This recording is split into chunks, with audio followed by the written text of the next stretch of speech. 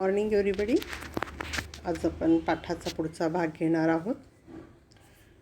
काल आपण समपृष्ठरज्जू प्राण्यांचं वर्गीकरण बघितलं. उपसंघ समपृष्ठरज्जू प्राण्यांची वैशिष्ट्यामध्ये आपण बघितलं होतं पृष्ठरज्जू असतो.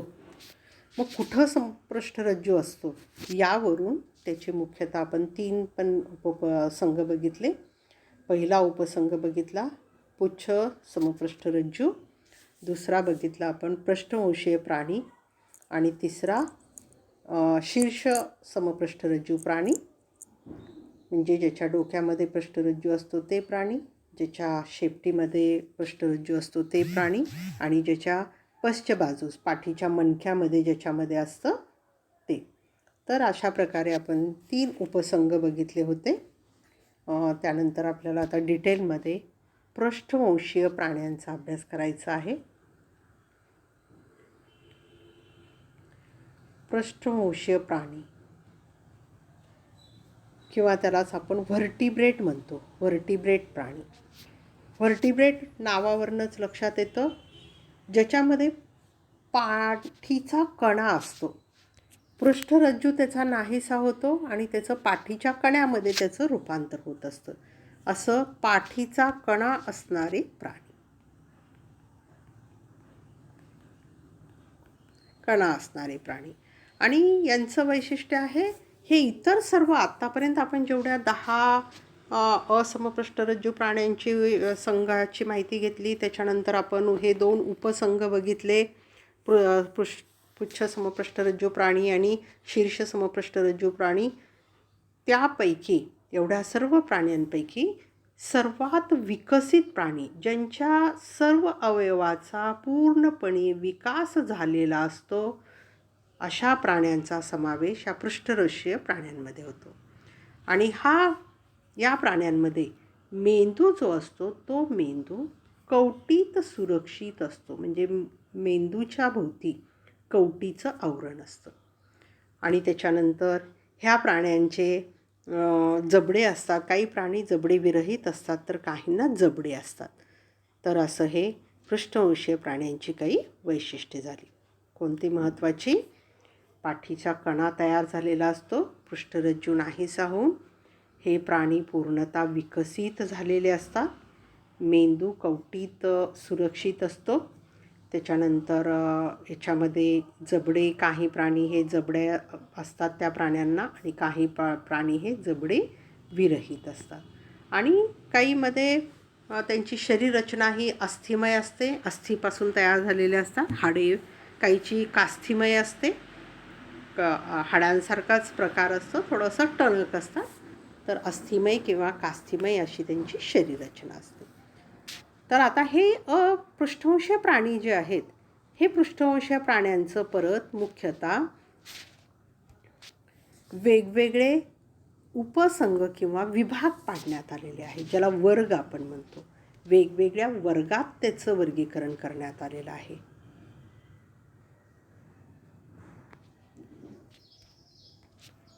वर्ग. तर मुख्यतः 6 वर्ग या पृष्ठवंशीय प्राण्यांचं 6 वर्गामध्ये वर्गीकरण करण्यात आलेलं आहे. तर पहिला वर्ग आहे चक्रमुखी.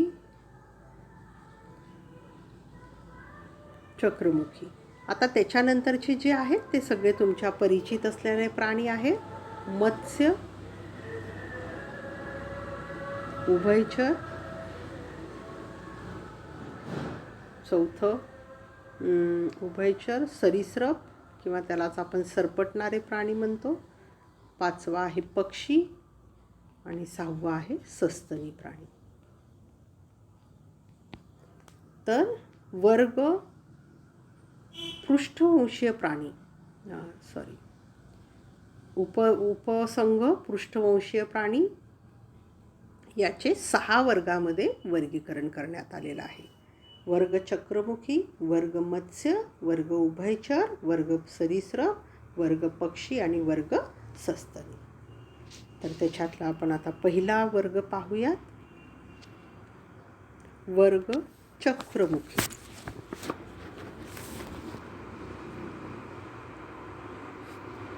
वर्ग चक्रमुखी. आता नावावरूनच लक्षात येतं ज्याचं मुख जे आहे गोलाकार असतं, चक्राच्या आकाराचं असतं, त्याचा समावेश हा चक्रमुखी होतो. जबडे विरहित चुशीमुख असते याच्यामध्ये.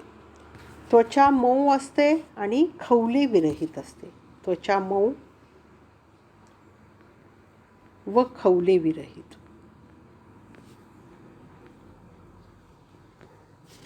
युग्मित उपांगे नसतात याच्यामध्ये. युग्मित म्हणजे जोडी. उपांग हात, पाय, डोळे, नाक, कान हे जे अवयव आहेत, पर असतील, पाय असतील किंवा स्पृशा वगैरे जे असतात हे म्हणजे युग्मित नसतात त्याच्यामध्ये. युग्मित उपांगे नसतात. त्वचा मृदू असते आणि खवले विरहित असते, सॉफ्ट अशी मऊसर.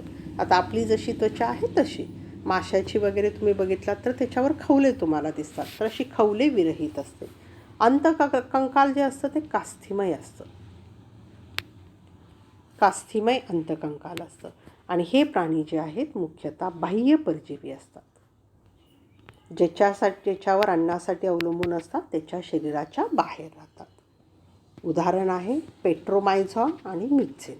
हे दोनच उदाहरणं तुम्हाला दिलेली आहेत, पेट्रोमायझॉन आणि मिक्झिन.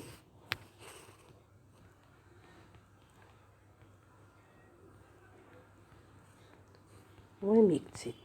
आता बघा इथं आता वर्गीकरणाचा महत्त्वाचा मुद्दा आता इथं तुम्हाला येईल.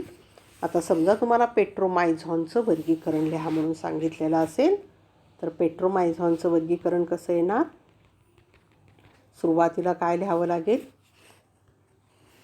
सुरुवातीला सृष्टी. पहिलं येणार सृष्टी. कोणती सृष्टी आहे? प्राणीसृष्टी. प्राणीसृष्टी झाले की उपसृष्टी. उपसृष्टी कोणती आहे? समपृष्ठरज्जू. उपसृष्टी समपृष्ठरज्जू. त्याच्यानंतर उपसृष्टी समपृष्ठरज्जूचे 3 उपसंघामध्ये वर्गीकरण करण्यात आलेलं आहे. उपसंघ पुच्छ समपृष्ठरज्जू, उपसंघ शीर्ष समपृष्ठरज्जू आणि तिसरं पृष्ठवंशीय प्राणी. मग आता आपण शिकायला लागलो पृष्ठवंशीय प्राणी, म्हणून हे येणार पृष्ठवंशीय प्राणी. आणि या पृष्ठवंशीय प्राण्याचे परत 6 वर्गामध्ये वर्गीकरण केलेलं होतं. त्याच्यापैकी आपण पहिल्याच वर्गाचा अभ्यास करत आहोत, वर्ग चक्रमुखी. आणि याचं उदाहरण लिहायचं पेट्रोमायझॉन.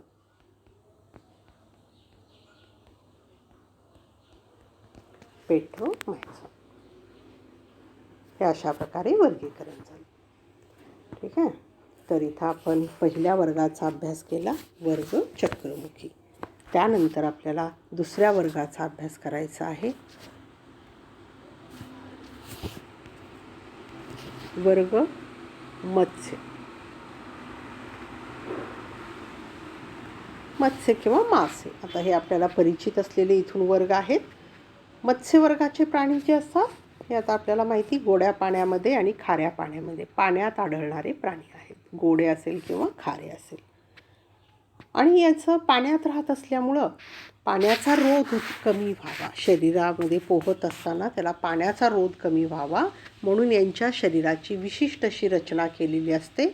यांचं शरीर जे असतं ते मध्यभागी फुगीर व दोन्ही बाजूला निमुळत असतं. मध्यभागी फुगीर व दोन्ही बाजूस निमुळते.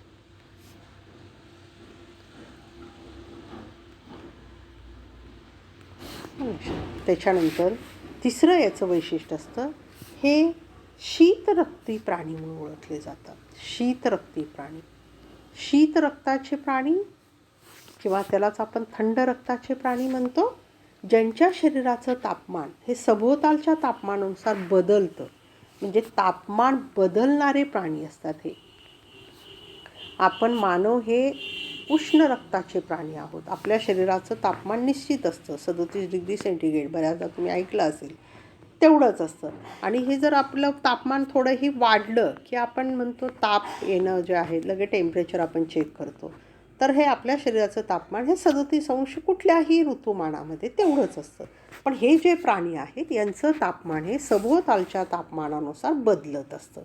मग अशा सभोवतालच्या तापमानानुसार ज्यांचं तापमान बदलतं त्याला शीतरक्ताचे प्राणी असं म्हणतात.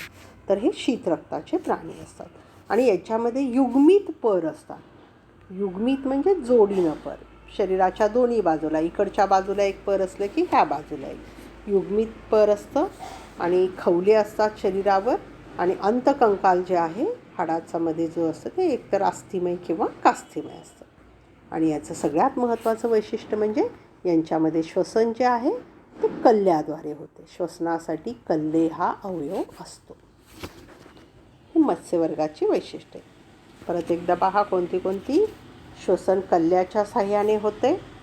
त्याच्यामुळं बाहेर जर तुम्ही माशाला काढलात तर ते लगेच तडफडून मरतात, कारण हवेतील ऑक्सिजन ते शोषून घेऊ शकत नाहीत श्वसनासाठी. पाण्यात राहतात, गोड्या पाण्यामध्ये किंवा खाऱ्या पाण्यामध्ये. शरीर रचना ही पाण्याचा रोध कमी व्हावा अशी असते. मध्यभागी फुगीर असतं आणि दोन्ही बाजूला निमुळतं असतं. त्यानंतर हे प्राणी जे असतात सर्व शीत रक्ताचे असतात, थंड रक्ताचे प्राणी असतात. यांच्या शरीराचं तापमान हे निश्चित नसतं, सभोवतालच्या तापमानानुसार बदलत असतं, म्हणून याला शीत रक्ताचे प्राणी असं म्हणतात. आणि यांच्यामध्ये उपांगाच्या जोड्या असतात. 2 डोळे असणार, पर असणार, हे उपांगाच्या जोड्या त्याच्यामध्ये असतात. आणि याचं उदाहरण आहे, कुठल्याही मासेल्या, पापलेट असेल, रोहू मासा असेल, रोहू मासा, पापलेट, शार्क मासा, इलेक्ट्रिक रे मासा, स्ट्रिंग रे मासा असे. ठीक आहे. आता एक तुम्हाला रोहू माशाचं वर्गीकरण दाखवते मी इथं. रोहू मासा. आता रोहू मासामध्ये काय लिहायचं? सुरुवातीला सृष्टीमध्ये काय येणार? प्राणीसृष्टी. त्यानंतर काय लिहायचं? उपसृष्टी कोणता आहे? समपृष्ठरज्जू. त्याच्यानंतर तिसरा आहे संघ,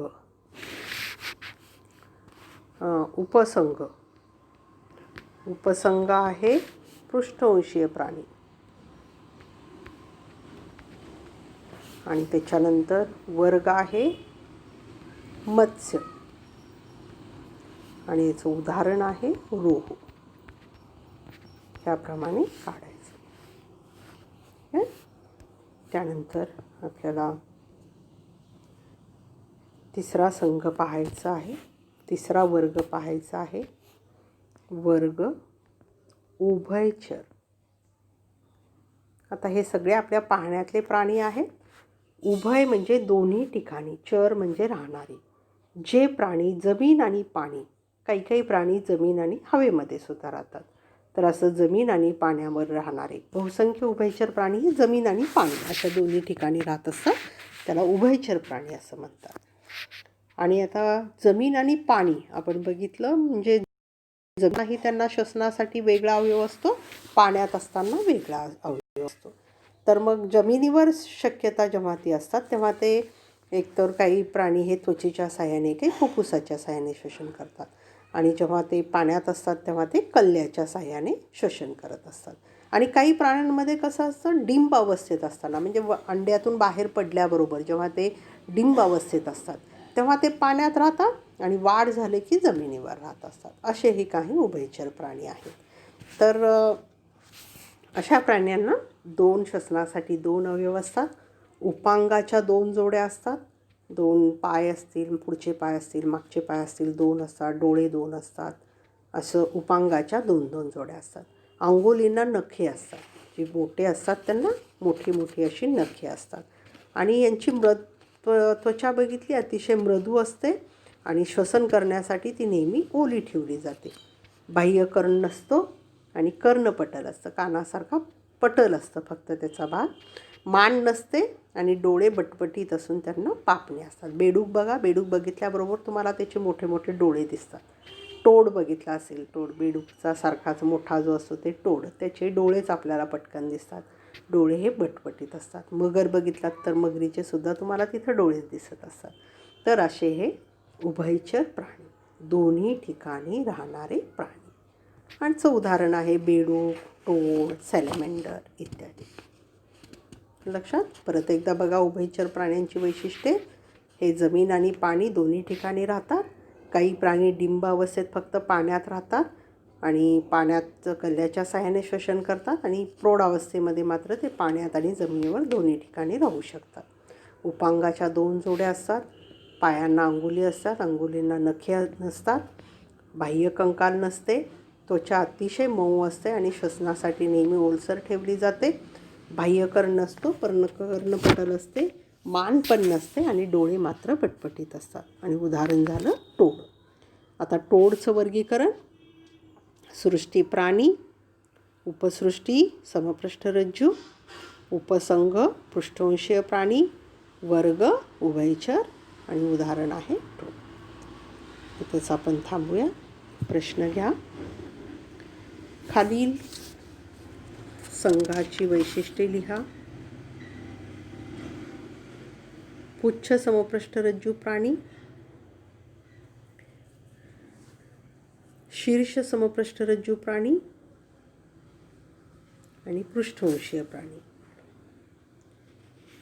चक्रमुखी प्राणी, मत्स्य प्राणी आणि उभयचर प्राणी. त्यानंतर फरक स्पष्ट करा. मत्स्य प्राणी आणि उभयचर प्राणी,